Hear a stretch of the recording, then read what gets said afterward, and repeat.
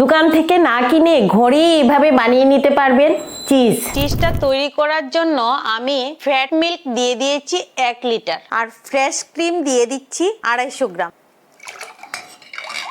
এখন আমি চুলাতে অল্প গরম করে নেব, পাক ওঠাতে হবে না, বেশি গরম লাগবে না। এরকম হলেই লেবুর জলটা দিয়ে দিচ্ছি, দিয়ে এইভাবে নাড়িয়ে নিচ্ছি। যদি দুধটা বেশি ফুটে যায় তাহলে পনির হয়ে যাবে, চিজ হবে না। এই যে হয়ে গেছে, এখন আমি ছেঁকে নেব। এখন আমি একটু নরমাল জল দিয়ে ধুয়ে নিচ্ছি, মিক্সচার করে নেব। 2 টিস্পুন বাটার, 2 ফোঁটা ফুড কালার। স্মুথ পেস্ট তৈরি হয়ে গেছে। সেট হওয়ার জন্য এরকম একটা পাত্র নিয়ে নিয়েছি, একটু বাটার লাগিয়ে নিচ্ছি, পাত্রটার মধ্যে আমি ঢেলে দিচ্ছি। এখন সেট হওয়ার জন্য আমি ফ্রিজে 1 ঘন্টার মতো রেখে দেব।